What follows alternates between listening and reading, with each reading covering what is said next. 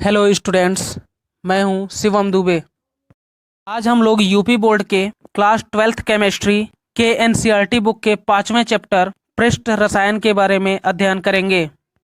जैसा कि इस चैप्टर का नाम है पृष्ठ रसायन, तो पृष्ठ रसायन का अर्थ होता है कि ऐसा रसायन जिसमें कोई भी क्रियाकलाप किसी भी पदार्थ के सिर्फ पृष्ठ से ही संबंधित हो, तो ऐसे रसायन को हम कहते हैं पृष्ठ रसायन।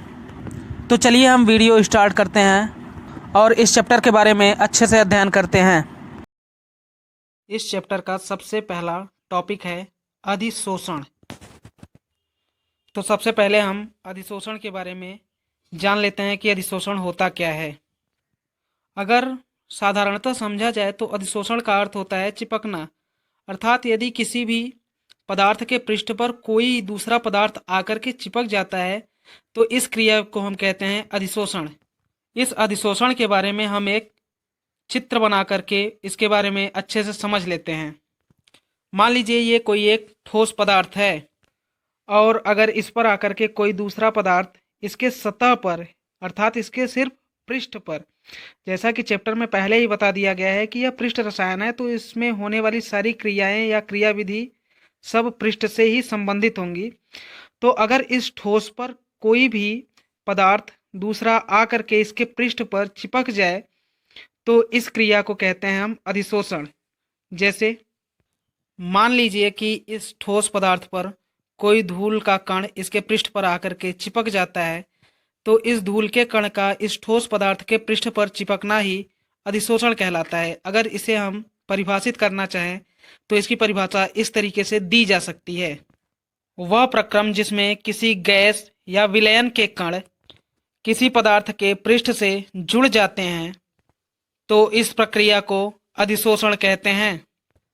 जैसा कि आप चित्र के द्वारा स्पष्ट कर सकते हैं कि इस अधिशोषण की क्रिया में दो कण भाग ले रहे हैं।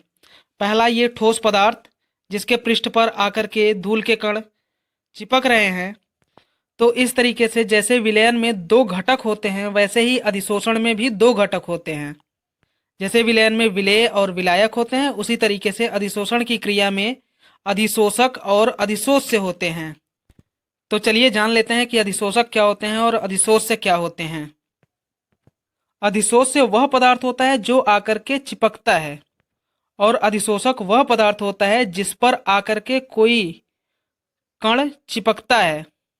अतः यदि हम इस चित्र के अनुसार देखना चाहें तो इस अधिशोषण की प्रक्रिया में ठोस पदार्थ अधिशोषक का कार्य करता है और धूल के कण अधिशोष्य के कार्य करते हैं। इस प्रकार ठोस पदार्थ अधिशोषक है और धूल के कण अधिशोष्य कहलाते हैं। अधिशोषक को हम एक और नाम से जानते हैं, इसे सबस्ट्रेट भी कहते हैं। अर्थात अधिशोषण की प्रक्रिया पृष्ठ पर होती है। अधिशोषण में सबस्ट्रेट के पृष्ठ पर अधिशोषित कणों की एकाणुक परत बन जाती है और अधिशोषण के विपरीत प्रक्रम को विशोषण कहते हैं। अर्थात जैसे किसी ठोस पदार्थ के पृष्ठ पर यदि धूल के कण आकर चिपक जाएं, इकट्ठा हो जाएं, तो इस प्रक्रिया को हम अधिशोषण कहते हैं। लेकिन इस ठोस पदार्थ के पृष्ठ पर उपस्थित धूल के कणों को अगर हटा दिया जाए तो इस ठोस पदार्थ के पृष्ठ से धूल के कणों को हटाने की प्रक्रिया जो होती है उसे कहते हैं हम विशोषण। इसी नाम अधिशोषण से मिलता जुलता एक और भी नाम होता है अवशोषण। चलिए अब हम अधिशोषण के पश्चात अवशोषण के बारे में भी जानकारी प्राप्त कर लेते हैं। अवशोषण की प्रक्रिया अधिशोषण से अलग होती है। अवशोषण के बारे में जानने से पहले हमें ये जानना जरूरी है कि किसी भी पदार्थ के कितने भाग होते हैं। तो चलिए सबसे पहले हम यही जान लेते हैं कि किसी भी पदार्थ के कितने भाग होते हैं। किसी भी पदार्थ के दो भाग होते हैं, एक उसका ऊपरी परत जिसे हम पृष्ठ कहते हैं और दूसरा भाग होता है उसका अंतः भाग जिसे हम स्थूल भाग भी कहते हैं। जैसा कि आप चित्र के द्वारा स्पष्ट कर सकते हैं, जैसा कि आप इस चित्र में देख सकते हैं कि इस ठोस पदार्थ के दो भाग हैं, एक सबसे ऊपरी भाग जिसे हम पृष्ठीय भाग कहते हैं, और दूसरा इस पदार्थ का अंतः भाग जिसे हम स्थूल भाग कहते हैं। तो इस प्रकार कहा जा सकता है कि वह प्रक्रम जिसमें पदार्थ के कण ठोस के पृष्ठ को भेद कर पदार्थ के स्थूल भाग में प्रवेश कर जाते हैं, उस प्रक्रम को अवशोषण कहा जाता है। चलिए इस प्रक्रम को हम एक और उदाहरण के द्वारा समझ लेते हैं। मान लीजिए कोई एक चाक है जिसको हम एक काले रंग की स्याही में डुबो देते हैं। तो जैसे ही इस चाक को हम काले रंग के स्याही में डुबो देते हैं तो इसके साथ दो घटनाएं प्राप्त होती हैं। पहली घटना तो ये है कि चाक का जो ऊपरी सतह है, अर्थात जो चाक पहले सफ़ेद रंग की थी अब वह काले रंग की हो गई है। और दूसरी घटना यह है कि जब हम इस चाक को तोड़ते हैं तो देखते हैं कि इस चाक के अंदर का जो भाग होता है उसका रंग सफ़ेद है, लेकिन वह चाक पूरी तरीके से गीला है। अर्थात जब हम चाक को किसी काले रंग की स्याही में डुबोते हैं तो काले रंग के स्याही में दो चीज़ें मिली हुई होती हैं, पहला पानी और दूसरा काला रंग। तो इस प्रकार जो रंजक होता है वह अधिशोषण का कार्य करता है, जबकि जो पानी होता है वह चाक के साथ अवशोषण का कार्य करता है। मान लीजिए कि इस ठोस पदार्थ की जगह पर हम कोई स्पंज का टुकड़ा ले लेते हैं जो एक प्रकार का ठोस होता है, और इस स्पंज को हम किसी तरल अर्थात पानी में भिगो देते हैं। तो पानी इस स्पंज के पृष्ठीय भाग को भिगोते हुए इसके अंतः भाग अर्थात स्थूल भाग में प्रवेश कर जाती है और स्पंज को ऊपर से लेकर अंदर तक पूरी तरह से भिगो देती है। तो इस प्रकार स्पंज में पानी के कणों का अंदर तक गीला कर देने की क्रिया अवशोषण कहलाती है।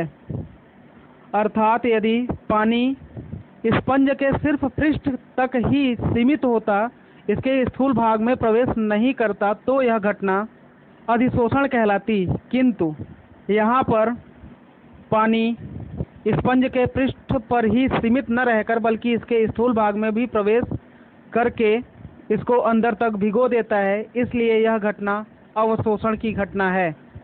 इस प्रकार हम अधिशोषण, विशोषण और अवशोषण में अंतर स्पष्ट कर सकते हैं। तो चलिए अब हम वीडियो को आगे बढ़ाते हैं और जान लेते हैं कि अधिशोषण कितने प्रकार का होता है। अधिशोषण दो प्रकार का होता है, पहला भौतिक अधिशोषण और दूसरा रासायनिक अधिशोषण। चलिए तो अधिशोषण के इन दोनों प्रकारों के बारे में हम अलग अलग करके विस्तृत रूप से जान लेते हैं कि भौतिक अधिशोषण क्या होता है और रासायनिक अधिशोषण क्या होता है। सबसे पहले हम भौतिक अधिशोषण के बारे में अध्ययन कर लेते हैं। जैसा कि आप सभी लोग जानते हैं कि अधिशोषण क्या होता है। अधिशोषण का अर्थ जैसा कि आपको पहले ही बता दिया गया है कि इसका अर्थ होता है चिपकना। अब चूंकि हम लोगों को अधिशोषण के प्रकारों के बारे में अध्ययन करना है तो सबसे पहले हम भौतिक अधिशोषण को कुछ निम्न बिंदुओं के द्वारा ही समझ लेते हैं, क्योंकि जब हमें एक से अधिक किसी भी राशि के प्रकारों के बारे में जानना होता है तो उसे हम बिंदुओं की सहायता से आसानी से समझ सकते हैं। तो उसी प्रकार हम भौतिक अधिशोषण को भी कुछ निम्न बिंदुओं के द्वारा ही समझते हैं। हमारा भौतिक अधिशोषण के लिए पहला बिंदु है वह है कि अधिशोषक और अधिशोष्य के मध्य दुर्बल वांडर वाल्स बल होते हैं। दुर्बल का अर्थ होता है कमजोर, अर्थात यहाँ पर अधिशोषण की क्रिया में अधिशोषक और अधिशोष्य के मध्य जो बल होता है वह बिल्कुल ही कमजोर होता है। इसे हम एक चित्र के माध्यम से और उदाहरण के माध्यम से समझ लेते हैं। यहाँ पर जैसा कि आप चित्र में देख सकते हैं कि जो अधिशोषक और अधिशोष्य के बीच लगने वाला बल है वह वांडर वाल्स बल है, और यह इतना दुर्बल होता है कि इसमें आसानी से हम अधिशोषक से अधिशोष्य को अलग कर सकते हैं। जैसे यदि आपके कार पर कुछ धूल के कण एकत्रित हो जाएं तो कार के ऊपर धूल के कण का चिपकना अधिशोषण की घटना होती है।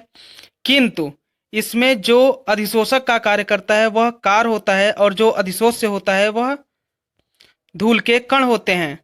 किंतु इस समय जो अधिशोषक और अधिशोष्य अर्थात कार और धूल के कण के बीच लगने वाला वांडर वाल्स बल होता है वह इतना कमजोर होता है कि उसे आप आसानी से अपने हाथों द्वारा कम बल लगा करके भी अलग अलग कर सकते हैं। अर्थात आप जब चाहें तब आसानी से अपने कार के ऊपर बैठे हुए धूल के कणों को आसानी से हटा सकते हैं, जिससे यह सिद्ध होता है कि इस समय अधिशोषक और अधिशोष्य के बीच लगने वाला जो बल है, जिसे हम वांडर वाल्स बल कहते हैं, वह बिल्कुल ही कमजोर है अर्थात दुर्बल है। पॉइंट यह है कि यह प्रकृति में विशिष्ट नहीं होते हैं। प्रकृति में इनके विशिष्टता न होने का अर्थ यह है कि इनकी प्रकृति ऐसी नहीं होती है कि कार के ऊपर सिर्फ धूल के कण ही चिपक सकते हैं, बालू के कण नहीं चिपक सकते। ऐसा कभी भी नहीं होता है। गाड़ी के ऊपर चाहे धूल के कण भी चिपक सकते हैं और बालू के कण भी चिपक सकते हैं। इसलिए भौतिक अधिशोषण में इसकी प्रकृति में कोई भी विशिष्टता नहीं होती है। अब चलिए देख लेते हैं तीसरा बिंदु। तीसरा बिंदु है कि यह प्रक्रम उत्क्रमणीय होता है। उत्क्रमणीय होने का अर्थ यह है कि इसका हम उल्टा भी कर सकते हैं, अर्थात जितनी आसानी से किसी कार के ऊपर धूल के कण, मिट्टी के कण चिपक जाते हैं, उतने ही आसानी से हम कार पर चिपके हुए मिट्टी अथवा धूल के कण को हटा भी सकते हैं। अर्थात जो भौतिक अधिशोषण होता है इसमें अधिशोषक और अधिशोष्य के बीच बहुत ही दुर्बल वांडर वाल्स बल होता है। इसलिए इस प्रक्रम में उत्क्रमणीयता होती है, अर्थात जितनी आसानी से अधिशोष्य अधिशोषक पर आकर के चिपक जाता है, उतने ही आसानी से हम अधिशोषक को अधिशोष्य से अलग भी कर सकते हैं। इसलिए यह प्रक्रम बिल्कुल उत्क्रमणीय होता है। तो इस प्रकार चौथा बिंदु है कि यह गैसों की प्रकृति पर निर्भर करता है। जो गैसें आसानी से द्रवित होती हैं वे भौतिक अधिशोषण को दर्शाती हैं, अर्थात सहजता से द्रवित नहीं होती हैं वे भौतिक अधिशोषण को नहीं दर्शाती हैं।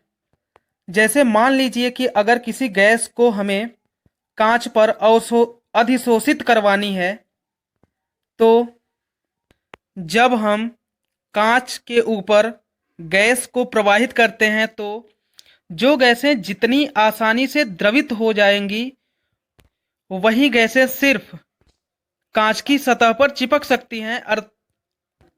अन्यथा जो गैसें द्रवित नहीं होंगी वह कांच पर प्रवाहित होने पर चिपकने की बजाय उड़ जाएंगी, और जो गैसें आसानी से द्रवित हो सकती हैं वह द्रवित होकर के कांच की सतह पर चिपक जाएंगी। लेकिन जो गैसें आसानी से द्रवित नहीं हो सकती हैं वो कांच के सतह पर चिपकने की बजाय उड़ जाएंगी और अधिशोषण की घटना प्राप्त नहीं होगी। पांचवा बिंदु है कि इसमें अधिशोषण की एंथैल्पी बहुत कम, अर्थात सिर्फ 20 से 40 किलो जूल प्रति मोल ही होती है। चूंकि केमिस्ट्री का यह रूल होता है कि जहां पर आकर्षण बल जितना ज्यादा कार्य करता है वहां पर उतनी ही ज्यादा ऊर्जा मुक्त होती है। और जैसा कि आपने भौतिक अधिशोषण के पहले ही बिंदु में जाना है कि भौतिक अधिशोषण में अधिशोषक और अधिशोष्य के मध्य एक दुर्बल आकर्षण अथवा वांडर वाल्स कार्य करता है, तो जब आकर्षण बल कम है तो एंथैल्पी भी कम ही होगी। यहाँ पर एंथैल्पी का अर्थ है ऊर्जा, अर्थात आपसे जहाँ कहीं भी एंथैल्पी की बात की जाएगी आप वहाँ पर एंथैल्पी का अर्थ ऊर्जा ही समझेंगे। तो इस प्रकार आपने जाना भौतिक अधिशोषण के 5 मुख्य बिंदु। वैसे होते तो और भी ज़्यादा बिंदु हैं, किंतु यह 5 बिंदु अति महत्वपूर्ण हैं। चलिए अब हम रासायनिक अधिशोषण के बारे में चर्चा कर लेते हैं। तो चलिए, जिस प्रकार हम लोगों ने भौतिक अधिशोषण को बिंदुओं के द्वारा समझा है, उसी तरीके से हम रासायनिक अधिशोषण को भी बिंदुओं के द्वारा समझ लेते हैं। तो रासायनिक अधिशोषण का जो पहला बिंदु है वह यह है कि अधिशोषक व अधिशोष्य के मध्य रासायनिक बंध होते हैं जो कि प्रबल होते हैं। आपने भौतिक अधिशोषण के प्रथम बिंदु में देखा था कि वहां पर जो बनने वाला बल था वह दुर्बल वांडर वाल्स बल था, जबकि रासायनिक अधिशोषण में अधिशोषक और अधिशोष्य के मध्य एक प्रबल रासायनिक बंध का निर्माण होता है, जिसे निम्न चित्र के द्वारा और एक उदाहरण के द्वारा देख सकते हैं।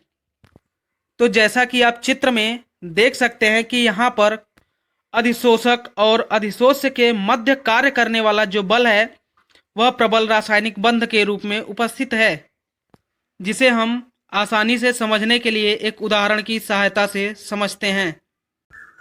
जैसे मान लीजिए कि यदि एल्यूमीनियम ऑक्सीजन के साथ अभिक्रिया करता है तो एल्यूमीनियम ऑक्साइड का निर्माण करता है, और जब एल्यूमीनियम ऑक्सीजन के साथ अभिक्रिया करके एल्यूमीनियम ऑक्साइड बनाता है तो एल्यूमीनियम और ऑक्सीजन के बीच एक प्रबल रासायनिक बंध का निर्माण होता है, जिसे आसानी से अलग नहीं किया जा सकता। जैसे आपने भौतिक अधिशोषण में देखा था कि जब कोई धूल का कण किसी भी कार पर आकर के चिपक जाता है तो उस धूल के कण को आसानी से कार के सतह से हटाया भी जा सकता था, किंतु यहाँ पर जब ऑक्सीजन एक बार एल्यूमीनियम के पृष्ठ से अभिक्रिया करके एल्यूमीनियम ऑक्साइड बना लेती है तो यहाँ पर एल्यूमीनियम और ऑक्सीजन को अलग अलग करना बहुत ही मुश्किल कार्य होता है। अतः इस प्रकार स्पष्ट हो जाता है कि रासायनिक अधिशोषण की क्रिया में अधिशोषक और अधिशोष्य के मध्य प्रबल रासायनिक बंध का निर्माण होता है। चलिए अब हम दूसरे बिंदु पर चर्चा कर लेते हैं। रासायनिक अधिशोषण का दूसरा बिंदु है, यह प्रकृति में अति विशिष्ट होते हैं। जैसे भौतिक अधिशोषण तो प्रकृति में सिर्फ विशिष्ट नहीं होते थे, किंतु रासायनिक अधिशोषण की प्रकृति अति विशिष्ट होती है। अति विशिष्ट होने का अर्थ यह है कि जैसा आपको पहले बिंदु में बताया गया कि एल्यूमीनियम ऑक्सीजन के साथ अभिक्रिया करके एल्यूमीनियम ऑक्साइड बनाती है, अर्थात रासायनिक अधिशोषण में एक बंध बनता है और यह बंध दो तत्वों के बीच में बनता है, और बंध बनने के लिए कुछ निश्चित शर्त होती है। हर तत्व हर किसी तत्व के साथ अभिक्रिया नहीं कर सकता है, इसीलिए जो रासायनिक अधिशोषण होता है वह प्रकृति में अति विशिष्ट होता है।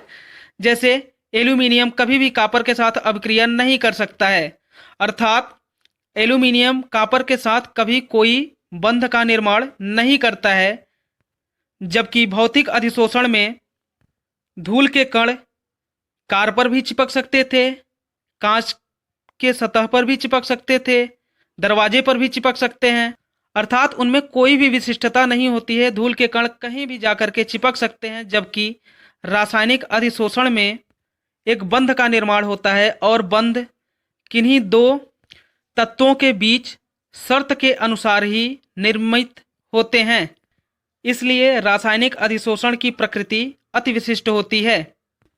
इस प्रकार रासायनिक अधिशोषण का तीसरा बिंदु है कि यह प्रक्रम अनुत्क्रमणीय होता है, अर्थात जब दो तत्व आपस में अभिक्रिया करके एक बंध का निर्माण कर लेते हैं तो इन्हें फिर अलग अलग नहीं किया जा सकता, अर्थात एल्यूमीनियम का ऑक्सीजन के साथ अभिक्रिया करके एल्यूमीनियम ऑक्साइड बनाने के पश्चात एल्यूमीनियम और ऑक्सीजन को अलग अलग नहीं किया जा सकता, इसलिए रासायनिक अधिशोषण का प्रक्रम अनुत्क्रमणीय प्रक्रम होता है। भौतिक अधिशोषण की भांति रासायनिक अधिशोषण भी गैसों की प्रकृति पर निर्भर करती हैं, और जो गैसें आसानी से अभिक्रिया कर लेती हैं वे रासायनिक अधिशोषण को दर्शाती हैं। रासायनिक अधिशोषण की यह चौथी बिंदु थी। जैसे भौतिक अधिशोषण में